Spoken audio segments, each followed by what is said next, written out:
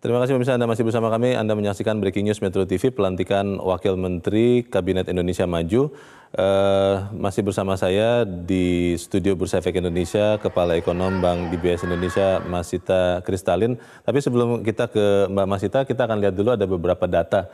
Bahwa memang di tahun 2014, kalau pemirsa ingat, pemerintahan Jokowi JK menargetkan untuk bisa mencapai target pertumbuhan ekonomi 7%. Tetapi kalau kita melihat hasil, ini data pertumbuhan ekonomi Indonesia tahun 2014 sampai 2019 yang bersumber dari BPS dan Bank Dunia.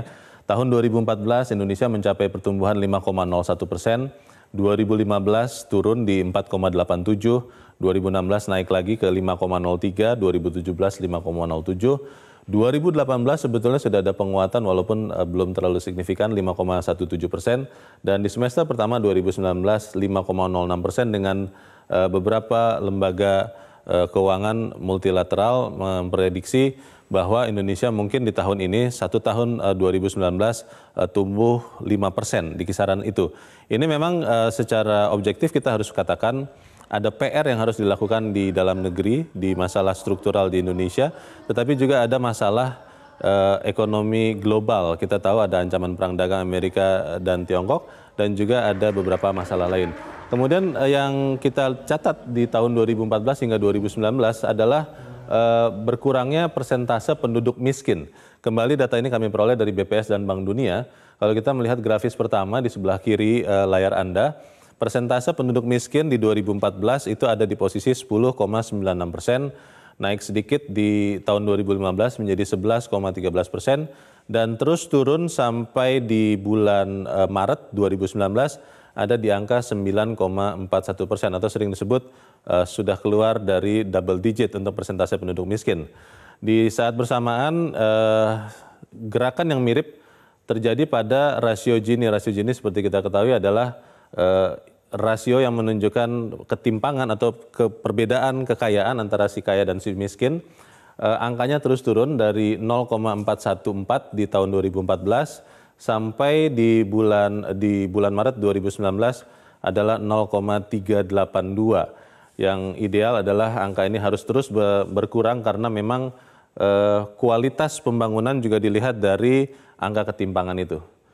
Dan inilah yang menjadi tugas besar bagi Kabinet Indonesia Maju yang dipimpin oleh Presiden Joko Widodo, Wakil Presiden Kiai Haji Ma'ruf Amin, dan 34 menteri ditambah dengan 12 wakil menteri yang tadi baru saja kita ikuti sama-sama pelantikannya. Kita akan kembali bergabung bersama Kepala Ekonom Bank DBS Indonesia, Masita Kristalin, yang ada di studio Bursa Efek Indonesia. Mbak Masita, kita tahu bahwa rule of thumb atau aturannya adalah untuk mendorong pertumbuhan, kita harus jaga konsumsi masyarakat, dibantu dengan government spending, dibantu dengan ekspor kurang impor, tapi yang juga tidak kalah pentingnya adalah investasi. Yang kita harapkan sebetulnya lebih banyak adalah investasi langsung ketimbang investasi portofolio. Nah, pertanyaannya, dari sekian faktor penunjang pertumbuhan ekonomi ini, mana yang sebetulnya masih bisa ditingkatkan lagi, diperbaiki lagi, supaya kemudian kita tidak hanya berhenti di pertumbuhan ekonomi 5% 5 tahun ke depan, Mbak Masita? Sebetulnya kalau bicara pertumbuhan ekonomi, terutama pertumbuhan ekonomi potensial, itu kita tidak terlalu bisa membahas dalam jangka panjang 5 tahun misalnya. Kalau kita potret perekonomian Indonesia dari 2001 hingga 2016, data yang ada membandingkan ekspor basket Indonesia, proporsi komoditas di dalam ekspor basket, itu wajah perekonomian Indonesia, industri maupun ekspor basket, sebetulnya tidak berubah dalam 15 sampai 20 tahun yang lalu. Artinya mesin pertumbuhan ekonomi kita ini menggunakan mesin lama, jadi mesinnya sudah usang. Untuk tumbuh di atas potensial, itu kita memerlukan mesin pertumbuhan ekonomi yang baru. Akan tetapi kita juga harus hati-hati bahwa tidak semua negara berhasil tumbuh di pertumbuhan potensial. Kalau kondisi makroekonomi satu negara itu tidak terjaga dengan baik, kadang-kadang negara juga bisa jatuh di bawah pertumbuhan potensial. Dan Indonesia berhasil melalui periode yang sulit ini tetap berada di pertumbuhan potensialnya. Akan tetapi pertanyaan yang lebih penting justru, Pak Presiden mencanangkan bahwa kita mau ulang tahun kemerdekaan ke-100 di tahun 2045, Indonesia itu sudah pindah dari low middle income country. Untuk mencapai itu sebetulnya Indonesia setiap tahun harus tumbuh di atas 6%, 6,5%. Artinya jauh di atas pertumbuhan potensial kita. Nah, tentu saja dengan mesin yang lama, hal ini tidak bisa dicapai. Akan tetapi mengganti mesin perekonomian juga tidak bisa di satu periode atau 2 periode pemerintahan. Kita harus menyadari ini juga. Nah, bicara soal infrastruktur, kita harus ini juga ya. Jadi ada dua sisi kebijakan ekonomi. Pertama adalah kebijakan jangka panjang yang kita tuh membicarakan pertumbuhan potensial tadi, gimana tumbuh dari potensial 5 ke potensial 6. Kemudian yang kedua adalah manajemen kebijakan ekonomi jangka pendek yang tadi Pak Leonard sampaikan, bantuan pemerintah untuk meningkatkan konsumsi, meningkatkan ekspor, itu adalah lebih pada jangka pendek. Nah, kalau jangka panjang, satu-satunya cara untuk meningkatkan pertumbuhan ekonomi hanya melalui penggantian mesin perekonomian tadi. Nah, mesin seperti apa sih yang seharusnya menjadi fokus pemerintah yang sudah menurut saya sudah menjadi fokus sebelumnya, yaitu memperbaiki biaya logistik supaya kita menjadi lebih kompetitif. Kemudian kita harus beralih dari raw commodity berbasis komoditas saja. Kemudian kita harus beralih ke sektor yang high value added. Akan tetapi kadang-kadang sektor yang high value added ini juga bisa kontraproduktif dengan pertumbuhan secara umum karena kadang-kadang capital intensif ya. Sementara Indonesia itu setiap tahun ada 3 juta tenaga kerja baru yang masuk ke pasar.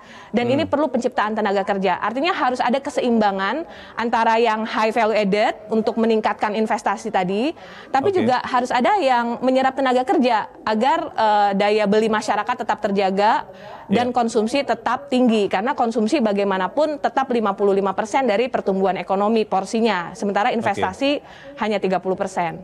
Alternatif lain motor pertumbuhan itu apa Mbak Masita? Apakah kita bisa dalam 5 tahun ini melihat industri kita kembali menopang pertumbuhan ekonomi kita seperti pernah dulu di zaman Orde Baru?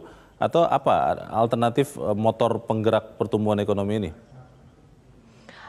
Ya mau tidak mau kita harus mengembangkan industri. Karena kalau sektor jasa dengan nilai tambah tinggi itu biasanya high human capital intensif. Jadi itu justru meningkatkan inequality karena jenis manusia yang dipekerjakan juga yang human capitalnya lebih tinggi dan bukan masyarakat berpenghasilan rendah yang justru menopang konsumsi dari pertumbuhan ekonomi itu.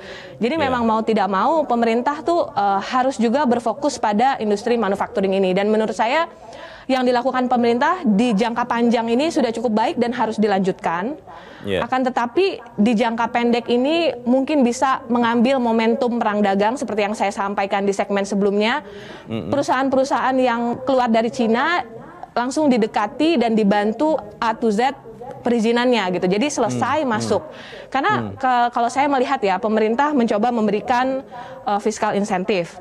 Fiskal insentif itu baik, tapi kalau kita perhatikan cross country study sebetulnya fiskal insentif itu ratingnya dalam menentukan apakah seorang investor itu mau masuk ke satu negara itu masih di bawah perizinan dan kemudahan berusaha. Jadi yang paling utama tuh sekali lagi adalah perizinan dan kemudahan berusaha, dan itu memang di tangan pemerintah sendiri.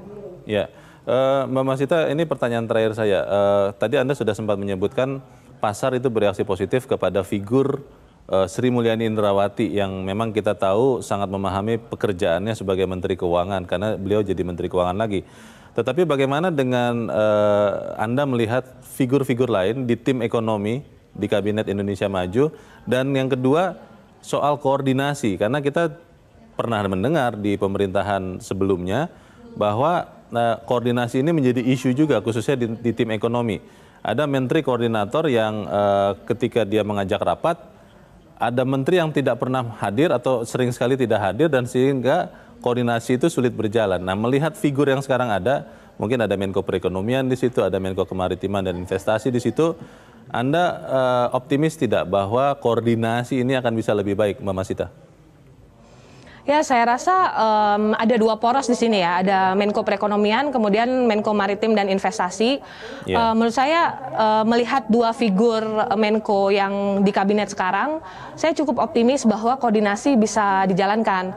Kemudian Pak Presiden juga menyampaikan secara tegas bahwa jika ada menteri yang kurang ininya, maka akan segera digantikan. Jadi mudah-mudahan sih kabinet yang ini bisa cepat untuk mengadopsi satu kebijakan, kemudian kalau ada kekurangan seperti masalah kekurangan koordinasi atau kurang cepat, maka cepat juga diselesaikan.